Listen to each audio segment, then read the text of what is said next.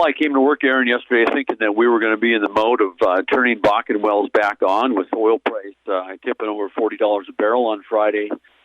And I just don't know what's up with these U.S. district judges and how they think they're going to just play politics from the bench these days.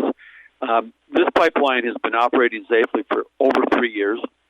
It carries 570,000 barrels of North Dakota, Montana, Bakken crude oil to the Louisiana Gulf Coast every day.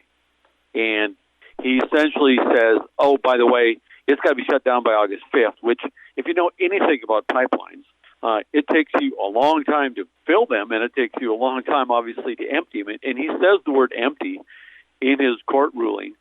And it's just shocking. Of course, this pipeline is trying to be expanded to carry 1.2 million barrels of oil every day of Bakken oil, American-made, high-quality Bakken oil to the best market in the world for that oil.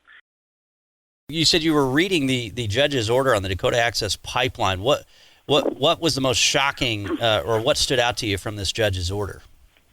Well, the state of North Dakota and, of course, the oil and gas industry had made a very clear statements about the economic destruction that the shutdown of this pipeline would cause. If you think about how do you find a market for virtually 600,000 barrels of oil, do the math on that, first of all.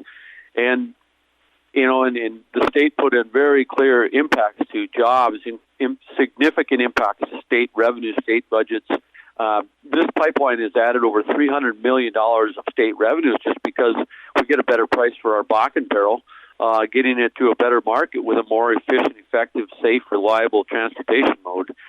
So now that oil is going to have to find its way elsewhere in the country via rail, via truck. Those are safety issues. Those are risks.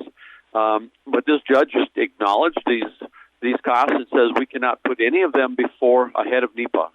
And, of course, if you've been watching the Trump administration, they've been rolling out NEPA reform over the past several weeks and months. And it was almost like it was just a direct insult to a poke in the eye of the Trump administration from the bench with no regard to the state of North Dakota's comments, no regard to the jobs, to the costs, and just really at a time in which the industry is struggling. Of course, we've been trying to hang on to the. We have 55,000 oil-related jobs in the state of North Dakota.